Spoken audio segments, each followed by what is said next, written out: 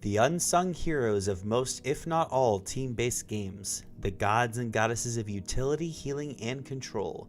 Their ability to raise their allies' defenses and keep their damage dealers alive and well is unmatched. If it wasn't already fairly obvious, I'm talking about supports. However, in Gigantic, the support heroes do more than people realize. Quite a lot more, in fact.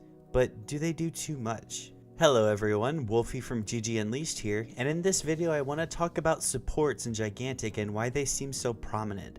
Yes, most randoms in your solo queue experience will always play an assassin or shooter because they just have to do all the damage, but in group compositions it's not unlikely to see 2 or sometimes even 3 support heroes on the same team. Well, why is this the case? Why would any team sacrifice so much damage for what on the surface looks to be just more healing? Well, I can tell you that even though the healing is bounds helpful, it's not the reason. In case you weren't aware, damage over time effects are reduced significantly if the same one is applied multiple times. The strongest damage ability will always overwrite the weaker ones, however weaker versions of the same damage over time will only do about 10% of its damage. For example, if you were playing Taito and applied bleed to an enemy from the Hidden Talon talent and then throw Fang at them, they'd only take 43 damage per second. This is because Hidden Talon's bleed is 40 per tick and Fang's is 30. 10% of 30 is 3, which is added to the stronger 40 to make 43 damage per second.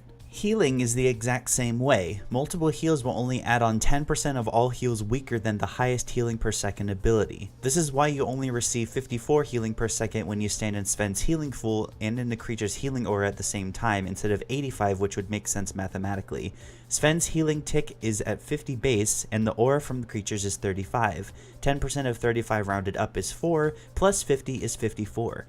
Now before anyone starts making accusations, I'm not trying to say that healing isn't strong or useful, I just don't think that's what makes supports valuable. But if it's not the healing, then what is it? I could talk about how most supports have very strong abilities like Sven or Voden's Super Jump Pad or Ashen's Anti-Projectile Bubble or Zenobia's Slow Pull, which are all incredibly strong in their own regards and definitely add to their viability, but that only adds so much. I could talk about how most if not all supports are capable of dealing good amounts of damage, and even a somewhat capable player can toe-to-toe with most damage heroes and win single-handedly, but I think I might save that for later. In my honest opinion, I think the strength of supports comes from their ability to boost the offensive and defensive capabilities of their teammates. Sven, Vadasi, Voden, Ashlyn, and even Zenobia and Griselma have multiple tools to provide their team with enough power to win every fight.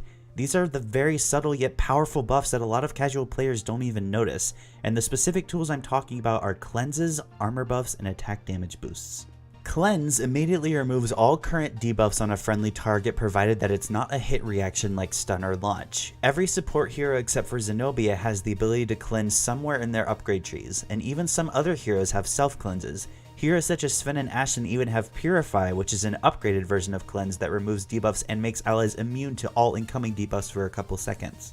The ability to completely deny status effects is a huge deal against heavy debuff heroes like Taito, Charnock, and Zenobia. Everything from burn to poison to slow is instantly gone, and even just one support that nails a good cleanse can make a huge difference in a fight.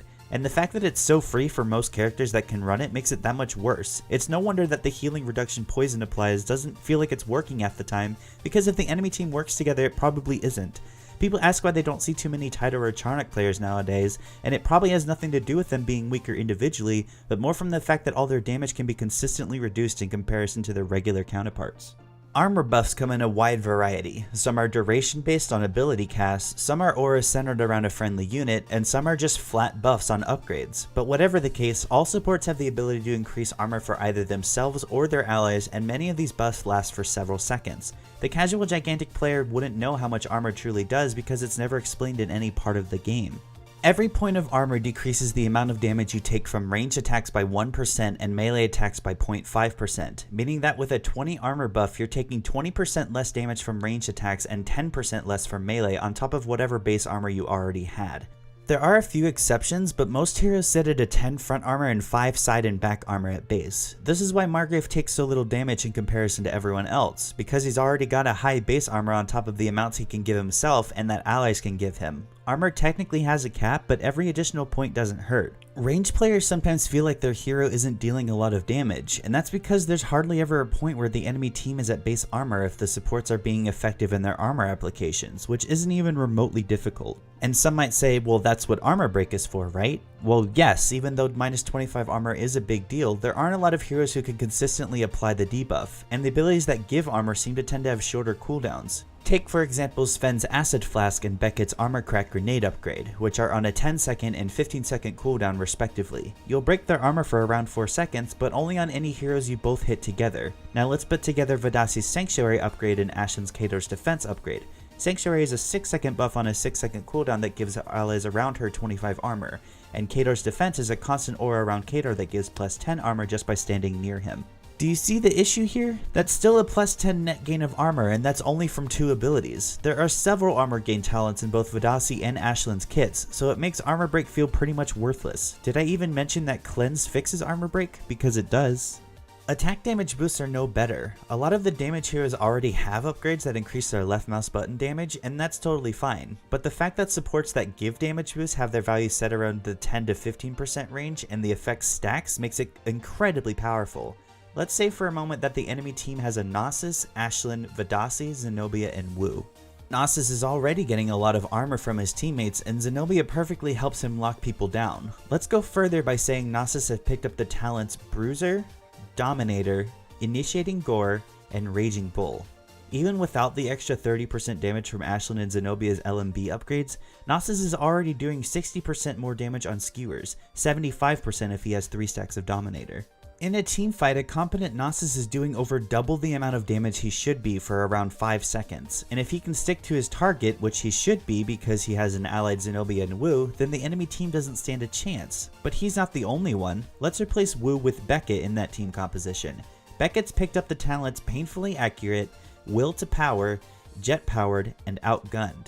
These 4 talents alone give Beckett 35% more left mouse button damage for both weapons and stronger pistol crits while jetpacking, which should be a majority of the time because that's her unique mechanic that gives her a tactical advantage. Do you remember when I asked earlier why teams would sacrifice so much damage for extra utility? Well, why would they need another damage dealer when their current one is doing enough for 2 people single-handedly? Not to mention that the supports, like I said before, can do enough damage on their own.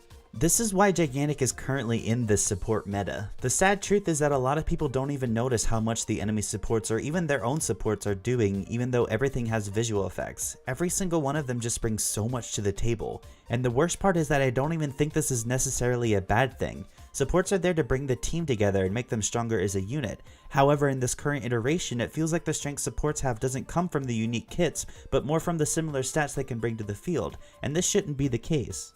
It makes all the support heroes feel interchangeable and like they don't have any real individuality. Yeah, everyone has their unique mechanic and flair, but when it comes down to it, the stat boosts are what makes them useful. And if that's the case, then does it really matter which combination of heroes your team chooses since they can all perform the same functions? More importantly, is this what Motiga wants? Because I sure hope it isn't. Personally, I'd like to play Sven and be known for my clutch healing flash tosses and my jump pad placements and my multiple person focuses, not from being able to cleanse allies and give armor every couple seconds so my allies can do work for me. But I'm not going to act like some almighty game designer that knows perfect balancing. I just know that something needs to be changed, and I hope that Motiga knows that too. But that's going to be the end of this video. Don't forget to subscribe for more content coming in the near future. Also feel free to leave comments and suggestions about the video topic so I know what you guys think, and maybe Motiga will see it too. Thanks for watching, have a good day, and I'll see you on the airship.